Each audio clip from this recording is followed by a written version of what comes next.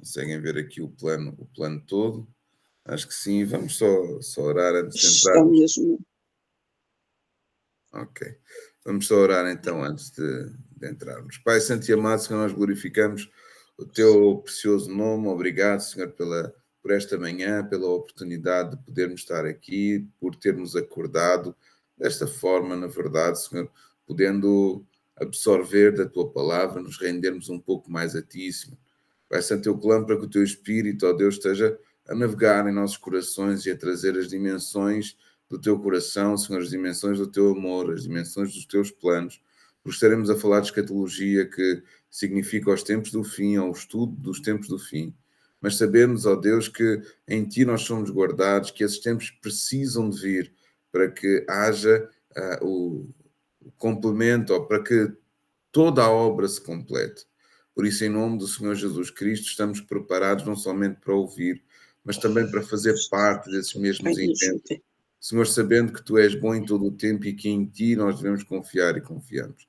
Te dando toda a honra e toda a glória, entregando os nossos corações, Pai. Se fizermos alguma coisa de errado, perdoa-nos, na verdade, que nós estejamos sempre debaixo das tuas misericórdias, atentos para não falharmos em absolutamente nada, mas podermos em tudo honrar o teu precioso nome. Ensina-nos a tua palavra, ensina-nos a visão e traz confiança, que ninguém tenha medo destes tempos, mas saiba que a glória de Deus é vindoura, que aquilo que está para acontecer irá acontecer, mas nós estaremos guardados no seu precioso nome, acima da própria morte. Por isso, Senhor, nós te louvamos e te agradecemos, porque isso vem do teu coração.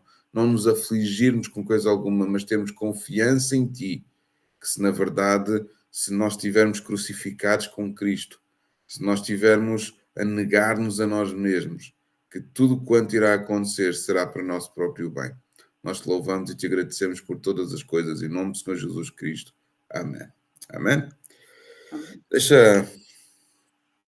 Ok? Meus queridos, então, só quero fazer um pequeno zapping, por assim dizer, daquilo que nós falámos na semana passada, para trazermos à memória e para quem não conseguiu assistir,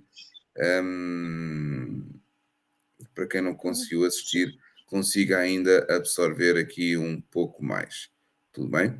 Bem, vamos lá. Então, estamos a falar de escatologia sistemática, falámos sobre os eventos escatológicos da tribulação, da vinda, né, de Jesus, da próxima vinda de Jesus, do evento também que é a subida dos crentes aos céus, independentemente do tempo que nós acreditamos que, que vamos analisar.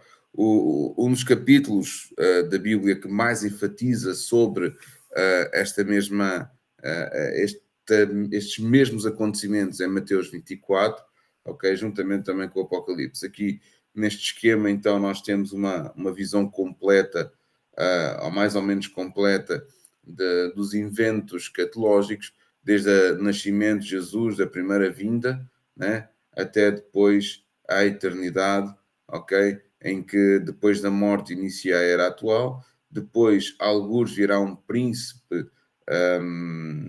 que anunciará uma paz ou uma falsa paz, para além da multiplicação das dores de parto, ok? Guerras, rumores de guerras, tudo o que está descrito em Mateus 24. Depois virão 7 anos completos de tribulação e grande tribulação, onde se acredita que em algum deste momento, ou antes, ou durante, ou no término, a igreja subirá, ok? Para se encontrar com o Senhor nos ares. Também existe contextualização bíblica para isso.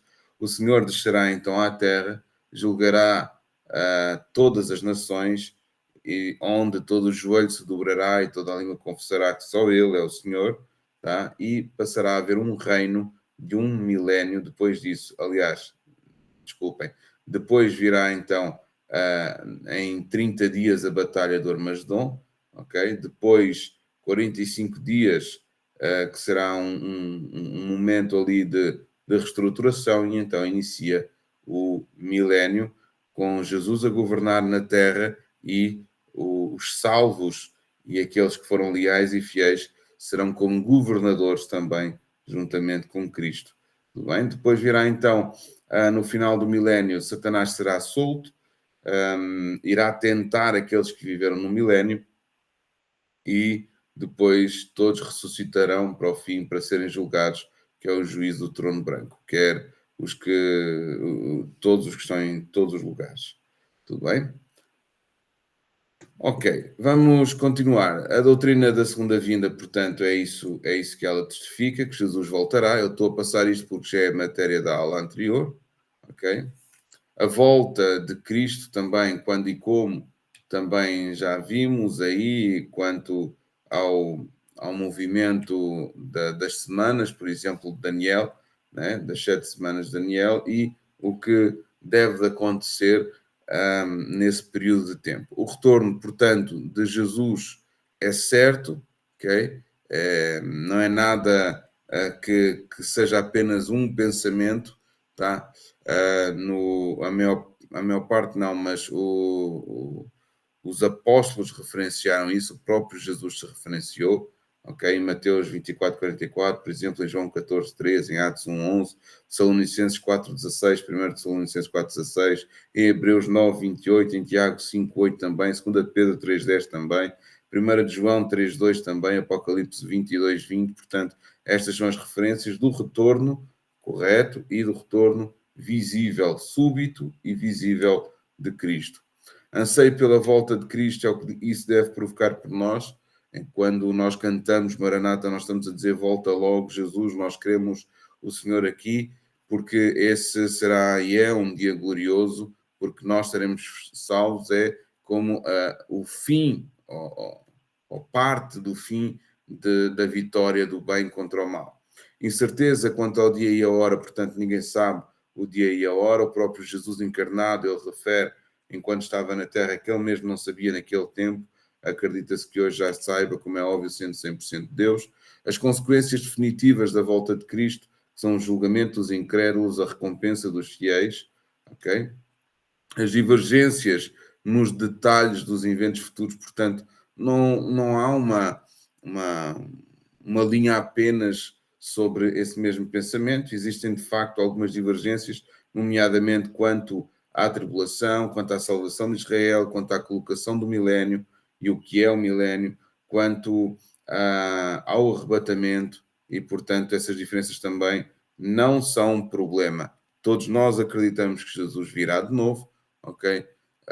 O que diverge é os tempos em que acontecerão alguns eventos, ok? Por exemplo, crê-se que com os tratados de paz que o presidente dos Estados Unidos tem desenvolvido, que é um sinal desses tratados de paz, também o Papa João Paulo II ter recebido, João Paulo II não, o Papa Leão, né? Ter recebido um cavalo branco também por causa aí da visão da abertura dos selos, tá? E do cavalo branco que traz então uma falsa paz. Portanto, a volta de Cristo é iminente, ok? E vai acontecer, os sinais estão aí, tá? Bem, vamos entrar então no assunto hoje que é arrebatamento, tá? O arrebatamento, então, refere-se à crença da remoção dos crentes da terra para encontrar Cristo nos céus. Dentro do conceito separam-se os termos de pré-tribulacionismo, mesotribulacionismo ou mid-tribulacionismo e pós-tribulacionismo. Também há o meio-tribulacionismo. Pronto. E o pós-tribulacionismo. Portanto, como os nomes indicam, aqui um já diz que é antes do tribulacionismo, o outro que é durante e o outro que é no final. O arrebatamento é fundamentado em textos bíblicos como 1 Tessalonicenses 4, 16, 17 e 1 Coríntios 15, 51, que eu vou ler com vocês. Para quem faz apontamentos na Bíblia, é interessante porque ficamos com, se puderem apontar ao lado, não sei qual é que é o teu relacionamento com a Escritura no que trata a esse ponto, ok? Mas se referenciares que aí nota o arrebatamento, é mais fácil depois, mais tarde, procurar. Então, 1 Tessalonicenses 4,16 diz o seguinte: porque o mesmo Senhor descerá do céu com alarido e com voz de arcanjo e com trombeta de Deus, e os que morreram em Cristo ressuscitarão primeiro. Depois nós, os que ficarmos vivos, seremos arrebatados juntamente com eles nas nuvens, a encontrar o Senhor nos ares, e assim estaremos sempre com o Senhor. Portanto, o apóstolo Paulo faz referência em Tessalonicenses deste evento, do ressuscitar primeiro dos mortos, daqueles que já morreram até à tribulação, e depois dos vivos que ficarem, e aqui o termo é claro, né? Os que ficarem vivos, vou ler de novo, porque o mesmo Senhor será do céu com alarido e com voz de arcanjo e com trombeta. Não, vou ler até a partir do 15, antes. No 15 diz assim: Dizemos-vos, pois, isto pela palavra do Senhor, que nós, os que ficarmos vivos para a vinda do Senhor, não precederemos os que dormem. Ou seja, não serão antes dos que dormem. Porque o mesmo Senhor descerá do céu com alarido e com voz de arcanjo e com a trombeta de Deus, e os que morreram em Cristo ressuscitarão primeiro. Depois nós, os que ficarmos vivos, seremos arrebatados juntamente com eles nas nuvens a encontrar o Senhor nos ares, e assim estaremos sempre com o Senhor. Portanto, consolai-vos uns aos outros com estas palavras. Ok?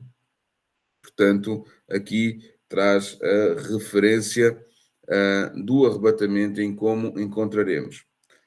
O que é interessante é que fala no evento da vinda do Senhor, não colocando num espaço e tempo, portanto, pode ser de facto antes da grande tribulação, só que a referência é e nós os que ficarmos vivos, ainda que hajam, e acredita-se que hajam muitos mortos durante a tribulação, tá? Então aqui nós não temos uma linha temporal de hora e momento. 1 de Coríntios, mas temos a evidência que sim acontecerá. 1 de Coríntios 15, 51 diz o seguinte: E aqui vos digo um mistério, na verdade, nem todos dormiremos, mas todos seremos transformados, ou seja, nem todos hão de morrer, né, da forma natural, pronto. Mas todos seremos glorificados num momento, num abrir e fechar de olhos, ante a última trombeta, porque a trombeta soará e os mortos ressuscitarão incorruptíveis e nós seremos transformados. Okay? Então aqui traz mais uma referência, não só da glorificação dos nossos corpos, ainda que tenhamos ou não que passar pela morte, mas também de como iremos encontrar o Senhor nos ares, ok? Seremos transformados, tem a ver também com este momento do arrebatamento. Ora, estes dois versículos descrevem um evento em que os crentes serão transformados e levados a encontrar o Senhor nos ares. Essa doutrina enfatiza a ideia de que um evento repentino e iminente, onde os salvos são arrebatados antes ou durante de um período de tribulação na Terra. Tá? O arrebatamento secreto é uma doutrina, tá?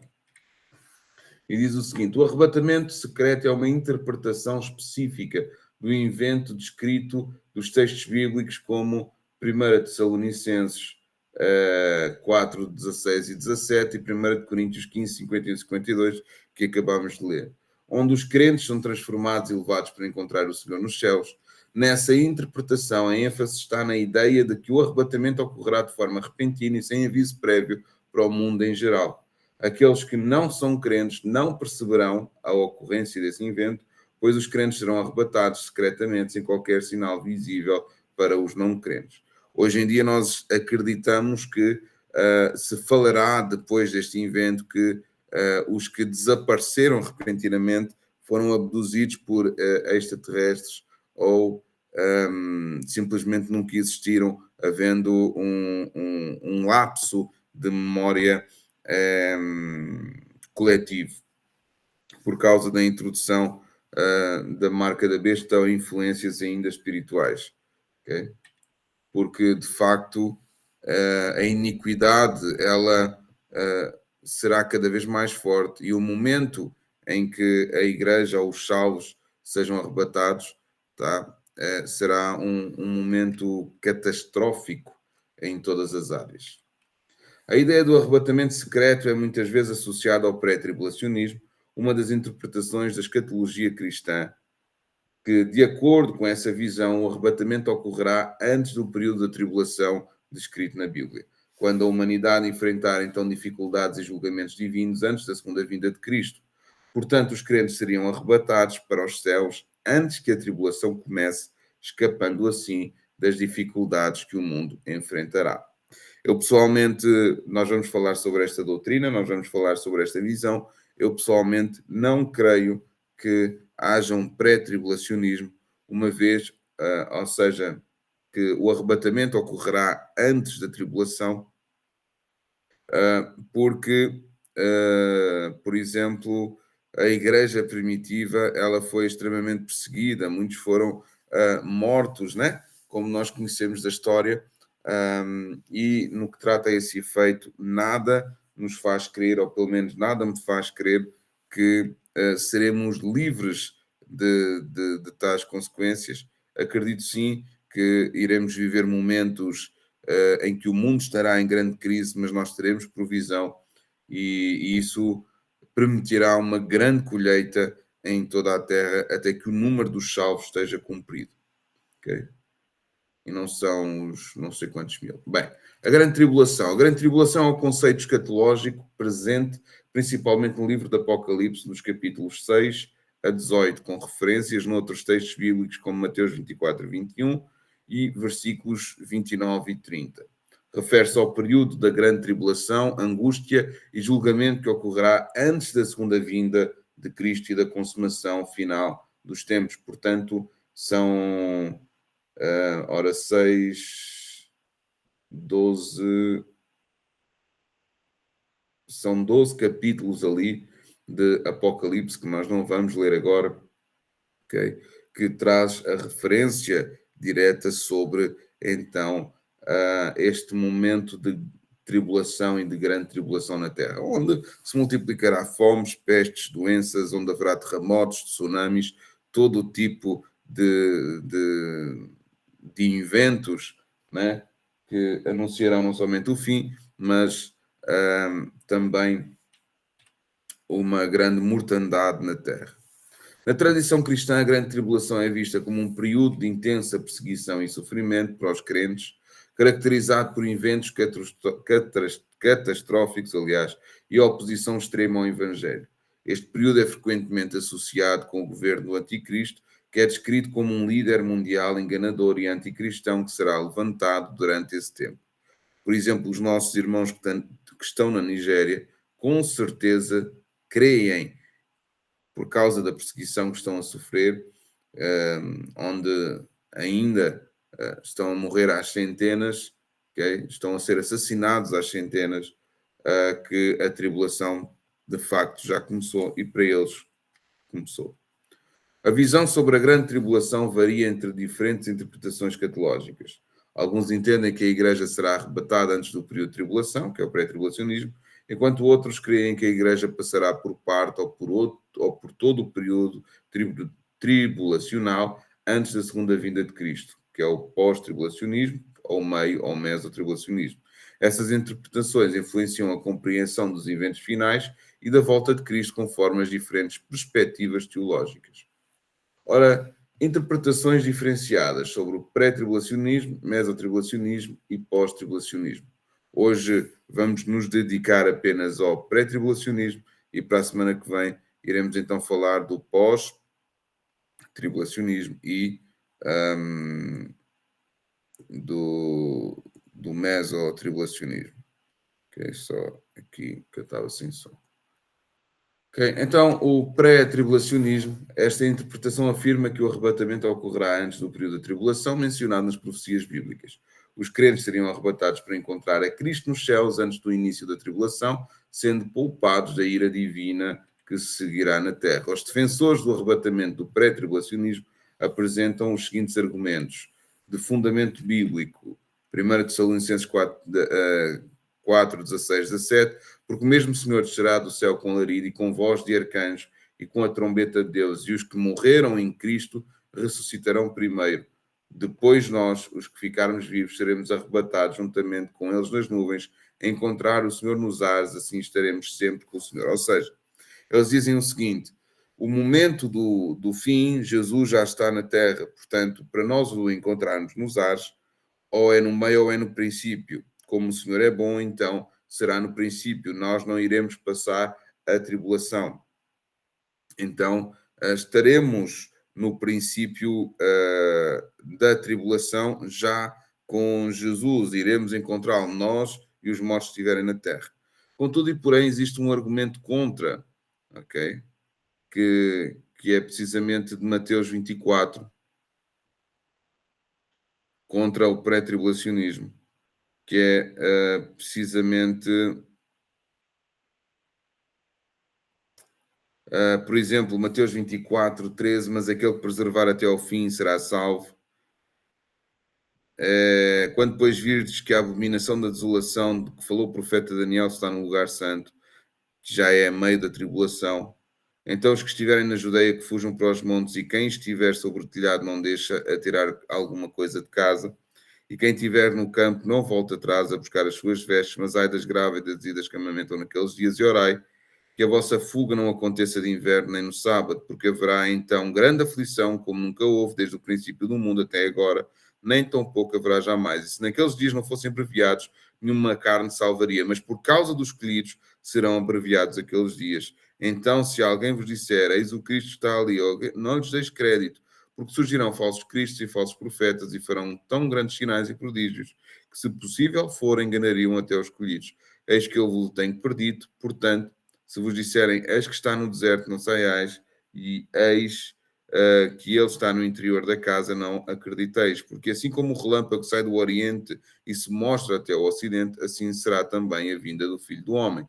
Pois onde estiver o cadáver, aí se juntarão as águias. Okay? E logo depois da aflição daqueles dias, o sol escurecerá, e a lua não dará a sua luz, e as estrelas cairão no céu, e as potências dos céus serão abaladas. Então aparecerá no céu o sinal do Filho do Homem, e todas as tribos da terra se lamentarão e verão o Filho do Homem vindo sobre as nuvens do céu com poder e grande glória. E ele enviará os seus anjos com risco clamor de trombeta, os quais ajuntarão os seus escolhidos desde desde os quatro ventos, de uma à outra extremidade dos céus. Portanto, este é também mais um argumento, né, contra uma subida antes, a um encontro antes da tribulação, de um arrebatamento pré-tribulacional. Igualmente, quando vires todas estas coisas, sabei que ele está próximo às portas. Em verdade vos digo que não passará esta geração sem que todas estas coisas aconteçam. O céu e a terra passarão, mas as minhas palavras não hão de passar. Okay? Porém, ser vigilante, ninguém sabe o dia nem a hora, nem os anjos dos céus, nem o Filho, mas unicamente meu Pai. E como foi nos dias de Noé, será também a vinda do Filho do Homem. Porquanto, assim como nos dias anteriores ao dilúvio, comiam, bebiam, casavam e davam-se em casamento, até ao dia em que Noé entrou na arca, e não perceberam até que veio o dilúvio e os levou a todos, assim será também a vinda do Filho do Homem. Então, estando dois no campo, será levado um, deixado o outro. Estando duas moendo num moinho, será levado uma e deixada a outra. Vigiai, pois, porque não sabeis a hora que há de vir o nosso Senhor, mas considerai isto: se o pai de família soubesse que a vigília da noite havia de vir o ladrão, vigiaria e não deixaria que fosse arrombada a sua casa. Por isso, estai vós apercebidos também, porque o Filho do Homem há de vir à hora em que não penseis. Amém? Então, é por aí. Tudo bem? Mas esse argumento também já vai aparecer aqui. Esta passagem, então, é fundamental para o pré-tribulacionismo. Entende-se descrever o arrebatamento da igreja antes do período da tribulação. Tá? Em 1 de Coríntios, também, 15:51, como já lemos, diz: Eis aqui vos digo um mistério. Na verdade, nem todos dormiremos, mas todos seremos transformados. Num momento, num abrir e fechar de olhos, ante a última trombeta, porque a trombeta soará e os mortos ressuscitarão incorruptíveis e nós seremos transformados. Aqui também, antes da última trombeta, se nós formos avaliar em Apocalipse, tá? Já é no final mesmo, já é a descida de Jesus. Contudo, acredita-se que, não havendo uma referência precisa, estamos a falar da trombeta que anunciará então o início né? E não o fim. A ira de Deus durante a tribulação. Todo o período da tribulação será um tempo de derramamento da ira de Deus sobre a terra, conforme descrito em passagens como Apocalipse 6 até 18. Acredita-se que não seria apropriado para os cristãos que são protegidos da ira de Deus, né, em 1 Tessalonicenses 1, 10 e 5, 9, estarem presentes durante essa ocasião. Bem, vamos só dar uma vista de olhos então o que é que acontece em Apocalipse. Em Apocalipse 6, por exemplo, é que é muito texto, levará muito tempo para lermos. Mas é a abertura dos selos, os cavalos, né, que vêm trazer adversidades, depois hum, os mártires da glória, as duas testemunhas, a abertura do sétimo selo, os sete anjos com as sete trombetas, as quatro primeiras trombetas, ok? Fez silêncio no céu por meia hora e vi sete anjos que estavam diante de Deus e foram-lhe dadas as sete trombetas. E veio outro anjo e pôs-se junto ao altar, tendo um incensário de ouro, e a fumaça do incenso subiu, ok? Depois é muito texto, ok? Mas tudo isto são os momentos escatológicos que direcionam o fim. Deixa eu ver aqui sobre, por exemplo, as sete pragas. E vi outro grande admirável sinal no céu, sete anjos que tinham as sete últimas pragas, porque nelas é consumada a ira de Deus. Estou a falar Apocalipse 15. E vi como um mar de vidro misturado com fogo, e também os que saíram vitoriosos da besta e da sua imagem, do seu sinal e do número do seu nome, que estavam junto ao mar de vidro e tinham as harpas de Deus e cantavam o cântico de Moisés, servo de Deus, e o cântico do Cordeiro, dizendo: grandes e maravilhosas são as tuas obras, Senhor Deus Todo-Poderoso, justos e verdadeiros são os teus caminhos, ó Rei dos Santos. Quem te não temerá, ó Senhor, e não magnificará o teu nome? Porque só tu és santo. Por isso todas as nações virão e se prostrarão diante de ti, porque os teus juízos são manifestos. E depois disto olhei, e eis que o templo do tabernáculo do testemunho se abriu no céu, e os sete anjos que tinham as sete pragas saíram do templo, vestidos de linho puro e resplandecente, e cingidos com cintos de ouro pelo peito. E um dos quatro animais deu aos sete anjos sete salvas de ouro, cheias de ira de Deus que vive para todo o sempre. E o templo encheu-se com fumaça da glória de Deus e do seu poder, e ninguém podia entrar no templo até que se consumassem as sete pragas dos sete anjos. E ouvi, vinda do templo, uma grande voz que dizia aos sete anjos: ide e derramai sobre a terra as sete taças da ira de Deus. E foi o primeiro e derramou a sua taça sobre a terra, e fez uma chaga má e maligna nos homens que tinham o sinal da besta e que adoravam a sua imagem. E o segundo anjo derramou sua taça no mar, que se tornou em sangue como de um morto, e morreu no mar toda a alma vivente. E o terceiro anjo derramou sua taça nos rios e nas fontes das águas, e se derramaram em sangue. E ouviu o anjo das águas que dizia: justo és tu, ó Deus, que és e que eras, e santo és, porque julgas estas coisas. Visto como derramaram o sangue dos santos e dos profetas, também tu lhes deste sangue a beber, porque disto são merecedores.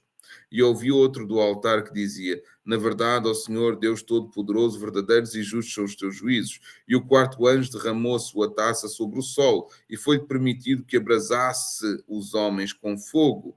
E os homens foram abrasados com grandes calores e blasfemaram o nome de Deus, que tem poder sobre estas pragas, e não se arrependeram para lhe darem glória. E o quinto anjo derramou a sua taça sobre o trono da besta, e o seu reino se fez tenebroso, e os homens mordiam a língua de dor, e por causa das suas dores e por causa das suas chagas blasfemaram do Deus do céu, e não se arrependeram das suas obras. E o sexto anjo derramou a sua taça sobre o grande rio Eufrates, e a sua água secou-se, para que se preparasse o caminho dos reis do Oriente. E da boca do dragão, e da boca da besta, e da boca do falso profeta, vi, saíram três espíritos imundos semelhantes a rãs, porque são espíritos de demónios que fazem prodígios, os quais vão ao encontro dos reis de todo o mundo para os congregar para a batalha naquele grande dia do Deus Todo-Poderoso. Eis que vem como ladrão. Bem-aventurado aquele que vigia e guarda as suas vestes, para que não ande nu e não se vejam as suas vergonhas. E os congregaram num lugar em que hebreu se chama Armagedon. E o sétimo anjo derramou a sua taça no ar, e saiu grande voz do templo do céu do trono, dizendo: Está consumado, está feito. E houve vozes e trovões e relâmpagos e um grande terremoto, como nunca tinha havido desde há homens sobre a terra. Tal foi este tão grande terremoto.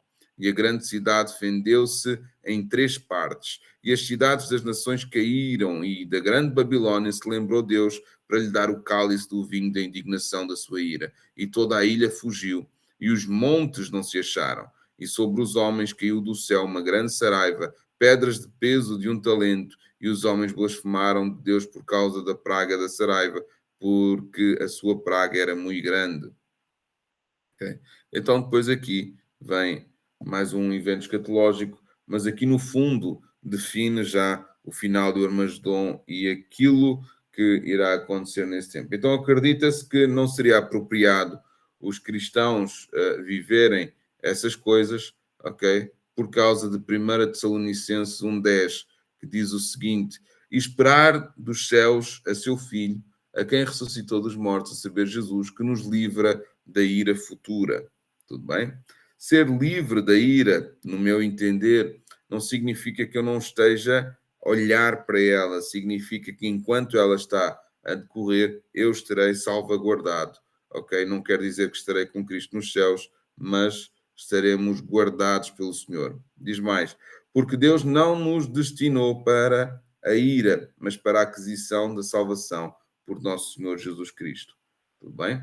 Então, acredita-se que por causa destes 2 textos não faz sentido a igreja estar presente na tribulação. Então, é por aí. Vamos lá, deixa eu ver. Ora, era aqui mesmo. Tá? A promessa de proteção. Em Apocalipse, então, 3:10. Em Apocalipse 3:10 diz: Como guardaste a palavra da minha paciência, também eu te guardarei da hora da tentação que há de vir sobre todo o mundo, para tentar os que habitam na terra. Tudo bem? Ok? Eis que venho sem demora, guarda o que tens para que ninguém tome a tua coroa. A quem vencer eu farei coluna no templo do meu Deus. E por aí vai. Tá?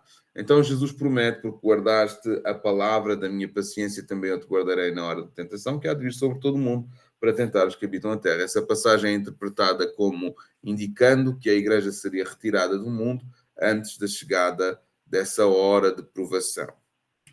Okay? A provação do reino milenar. Se Cristo retornar após a tribulação e derrotar todos os inimigos, como descreve em Apocalipse 19, 11, 21, que vamos abrir aqui para percebermos o contexto, diz o seguinte, em Apocalipse 19, 11: E viu o céu aberto e eis um cavalo branco, e o que estava assentado sobre ele chama-se Fiel e Verdadeiro, e julga e peleja com justiça. E os seus olhos eram como chama de fogo, e sobre a sua cabeça havia muitos diademas, e tinha um nome escrito que ninguém sabia senão ele mesmo. E estava vestido de uma veste salpicada de sangue, e o nome pelo qual se chama é a Palavra de Deus. E seguiam-nos os exércitos que há no céu em cavalos brancos e vestidos de linho fino, branco e puro. E da sua boca saiu uma aguda espada para ferir com ela as nações, e ele as regerá com vara de ferro. E ele mesmo é o que pisa o lagar do vinho do furor da ira do Deus Todo-Poderoso.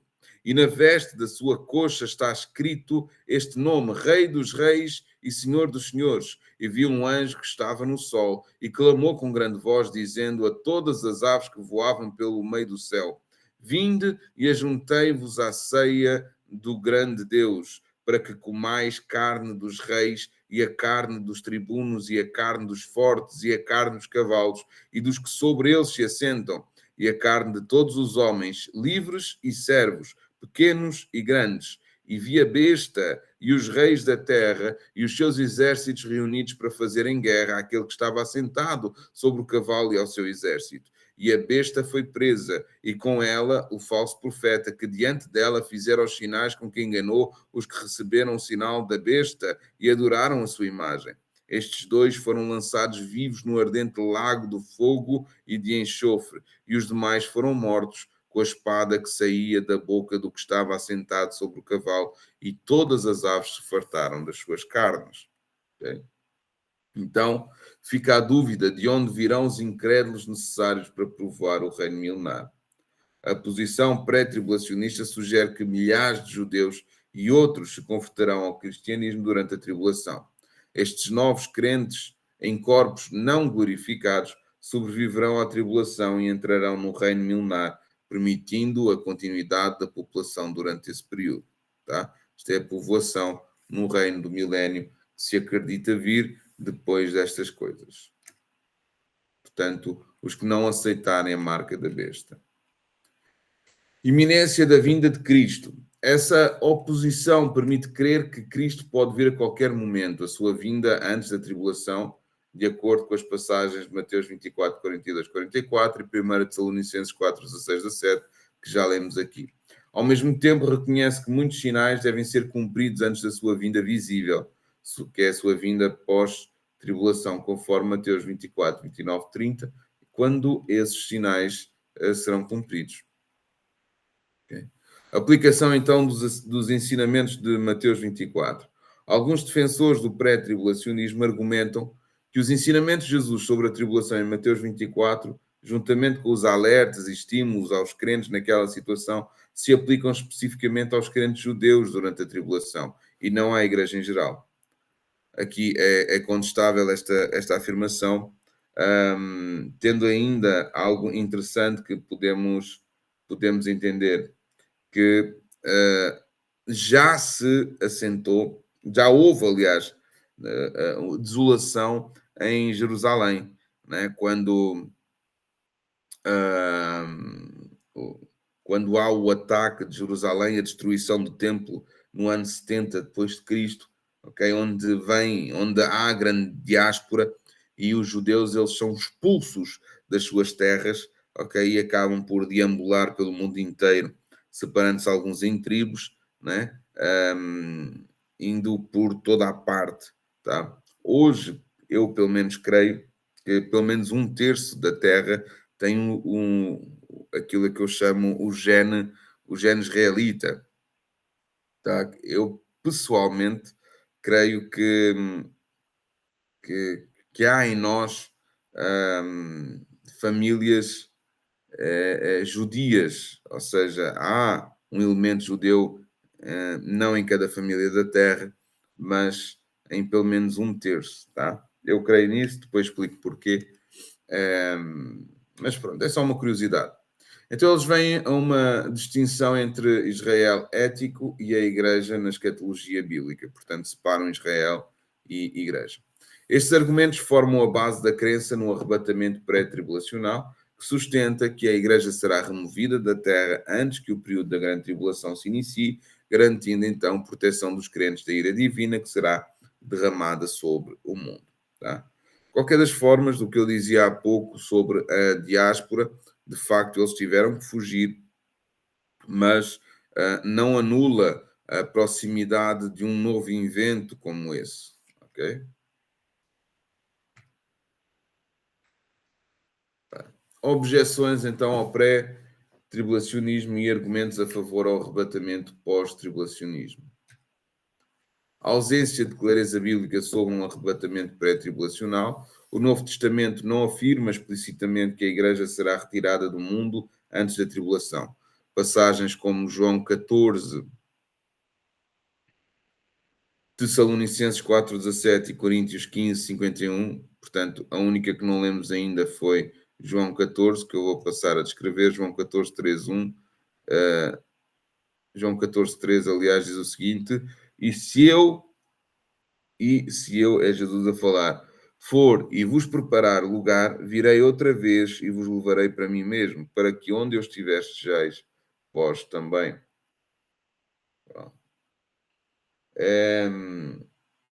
Passagens como João 14, 3, Tessalonicenses 4, 17 e 1 Coríntios 15, 51, são interpretadas ao longo da história da Igreja como referindo-se à reunião pública dos crentes como Cristo, não a um arrebatamento, desculpem, não a um arrebatamento secreto. Leon Morris, observa que é difícil entender 1 Tessalonicenses 4,17 como um evento secreto, já que a passagem sugere um evento público. Ok? Porque é que coloquei isto aqui? Já não me lembro. Mas vamos lá, 1 Tessalonicenses, outra vez 4,17, que diz o seguinte: depois nós, os que ficarmos vivos, seremos arrebatados juntamente com ele nas nuvens, a encontrar o Senhor nos ares, e assim estaremos sempre com o Cristo. Ok? Portanto, público no sentido que desaparecerão, então será público. De alguma forma, alguém estará à nossa procura. Relação entre a tribulação e a volta de Cristo. A tribulação está claramente ligada ao retorno de Cristo em várias passagens. Por exemplo, a trombeta mencionada em Mateus 24, 31, em 1 Tessalonicenses 4, 16 e Coríntios 15, 51 e 52, parece ser a mesma. A última trombeta antes do milénio. É difícil de entender como outra trombeta poderia soar 7 anos depois. Além disso, em Mateus 24, Jesus fala aos seus discípulos sobre a tribulação e o seu retorno, sem indicar que essas palavras se aplicariam apenas ao futuro reino judaico, mas sim à igreja, da qual os discípulos eram fundadores, como mostra em Efésios 2:20. Tudo bem? Efésios 2:20 diz o seguinte: edificados sobre o fundamento dos apóstolos e dos profetas, de que Jesus Cristo é a principal pedra de esquina, no qual todo edifício bem ajustado cresce para o templo do Santo Senhor. Portanto, aqui é o fundamento da igreja, ok? E da doutrina dos apóstolos, do qual então nos dá um direcionamento sobre estas coisas. Unicidade do retorno de Cristo. O Novo Testamento não justifica a ideia de duas voltas distintas de Cristo, uma antes da tribulação para a igreja e outra 7 anos depois com a igreja para julgar os incrédulos. Não há textos explícitos que ensinem essa visão, sendo uma inferência baseada em diferenças nas descrições do retorno de Cristo.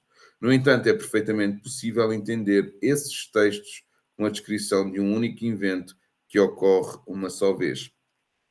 Os críticos também notam que não há nenhum texto no Novo Testamento que afirme claramente que o arrebatamento ocorrerá antes da tribulação. Os textos usados para apoiar o pré-tribulacionismo são vistos por muitos como ambíguas e abertos a diferentes interpretações. E esse é o facto. Por isso, não há um alinhamento sobre o arrebatamento. Em resumo, o pré-tribulacionismo mantém que os crentes serão arrebatados antes do período da tribulação, escapando então da ira divina que será derramada sobre a terra. Okay? Defensores teológicos do pré-tribulacionismo, John Nelson Darby, que é considerado o pai do dispensacionalismo. Darby popularizou a ideia do arrebatamento pré-tribulacional no século XIX. Okay? C.I. Scofield, existem bons livros, através da sua Bíblia de referência, Scofield, ele ajudou a disseminar amplamente a visão pré-tribulacionista. Okay? E Charles Ray Rie, um proeminente teólogo dispensacionalista, defendeu vigorosamente o pré-tribulacionismo em suas obras. Vocês podem estar a perguntar, por exemplo, o que é o dispensacionalismo, ok? Só porque também temos aqui alguns minutos, vamos perguntar aqui o que é o dispensacionalismo para termos uma ideia, né, daquilo que estamos a falar. E graças a Deus hoje já temos um apanhado rápido das nossas dúvidas, tá? O dispensacionalismo então é um sistema teológico de interpretação da Bíblia que divide a história em diferentes períodos ou dispensações, como cada um, aliás, com um arranjo específico de como Deus se relaciona com a humanidade.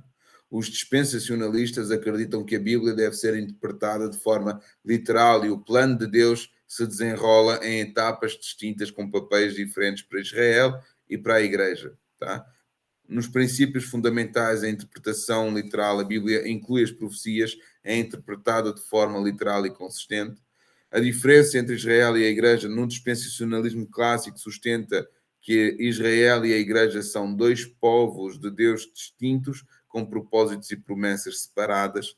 A sucessão de dispensações, a história da salvação é vista como uma sucessão de eras, ou dispensações, como as dispensações da inocência, a consciência, o governo humano, a promessa, a lei, a graça e o reino milenar.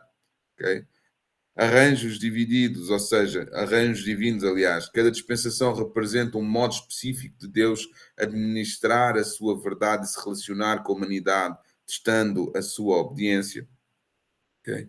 E as implicações e exemplos no Antigo Testamento e Novo, aliás, o Antigo Testamento é visto principalmente como a dispensação da lei, enquanto o Novo lida com a dispensação da graça para a Igreja. O mistério da Igreja, de acordo com essa visão, a Igreja não é mencionada explicitamente no Antigo Testamento, sendo um mistério que começou a ser revelado a partir do Pentecostes. Na verdade, este mistério aqui não é a partir do Pentecostes, tá? Mas a partir da mulher samaritana no poço de Jacó. O próprio Jesus diz que há outras ovelhas que importa se agregarem ao seu aprisco. O cumprimento de promessas, as promessas feitas a Israel no Antigo Testamento, como as de terra, são cumpridas literalmente durante o reino milenar. Okay? A escatologia, geralmente, do dispensacionalismo leva a uma interpretação pré-milenar da segunda vinda de Cristo e a uma teoria de arrebatamento pré-tribulacional da Igreja. Tá? Podemos ver também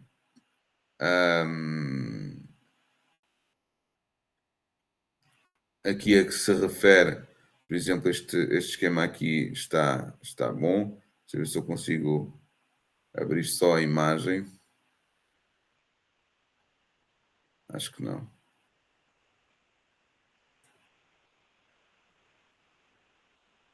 Não. Mas no que trata a isso, então, nós temos a inocência, que refere aqui o cuidar do jardim, o não comer do fruto, ok? Então, depois do pecado original vem o julgamento. A consciência em Gênesis 3, 7, 8 a 14 vem depois a manifestação do fazer o bem.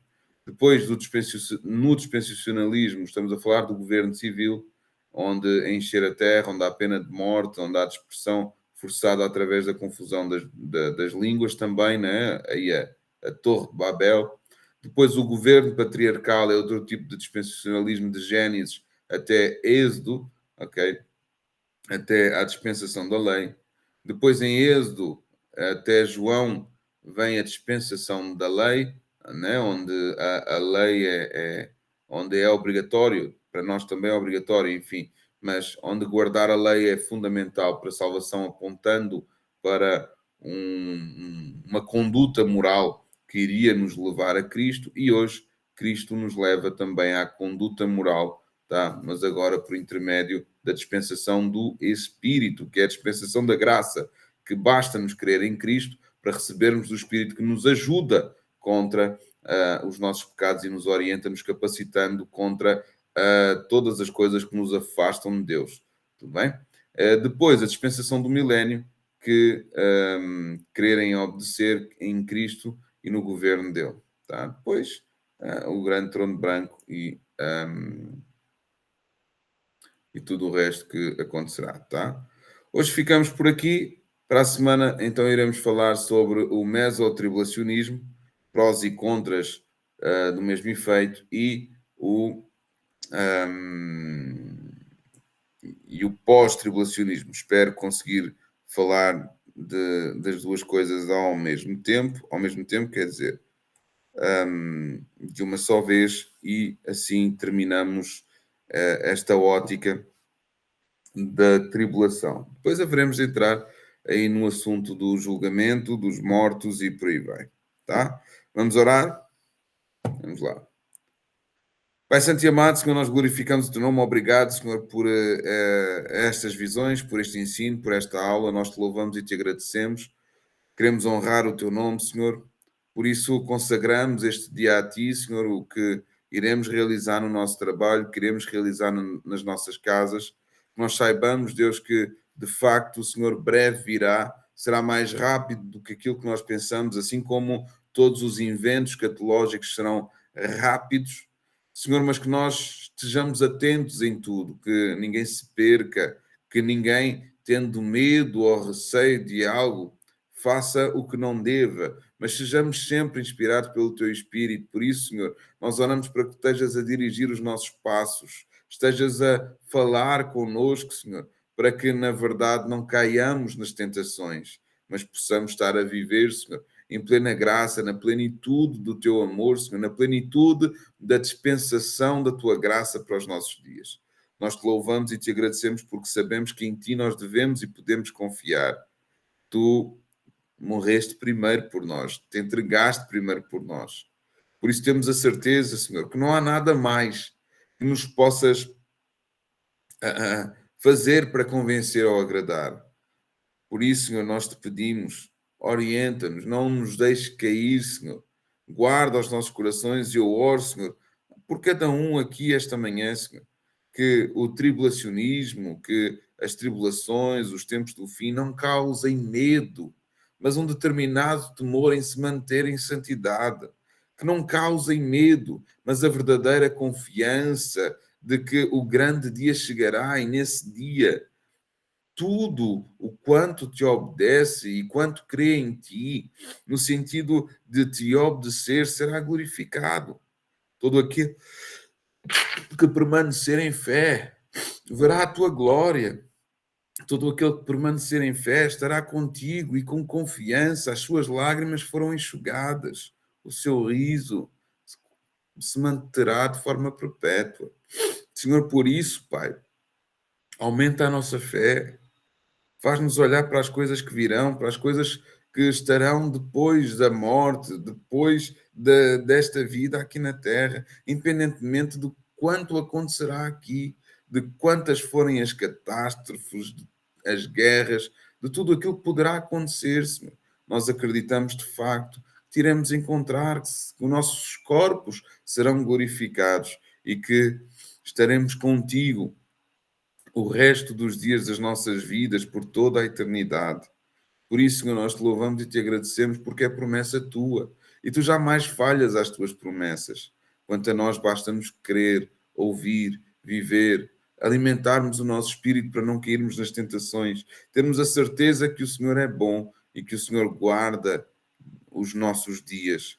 Por isso nós te louvamos e te agradecemos independentemente de observarmos a ira, assim como os hebreus observaram a ira sobre os egípcios, independentemente daquilo que nós virmos, nós saberemos que em ti nós somos guardados e que em ti a nossa esperança deve ser alimentada. Por isso, Pai, obrigado, Senhor, por todas as coisas. Guarda a nossa vida, o nosso coração e o nosso entendimento e que em tudo nós possamos te obedecer. Em nome do Senhor Jesus Cristo, abençoo aqui cada um, cada família aqui representada. Que aquele que está doente seja curado, que aquele que está triste seja consolado, que aquele que está alegre se multiplique a sua alegria e que tudo quanto suceda seja segundo a vontade de Deus, em nome do Senhor Jesus Cristo. Amém. Meus queridos, um forte abraço a todos. Deus abençoe grandemente. Amo as vossas vidas. Esta quinta-feira não haverá discipulado, tá bom? Mas estamos juntos. Deus abençoe. Até logo. E a pastora chegou aqui também. Linda, maravilhosa, acordada, depois de amamentar durante 10 horas seguidas. Não, estou a brincar. Meus queridos, Deus abençoe grandemente. Um forte abraço e até logo. Qualquer coisa é só chamarem. Deus abençoe.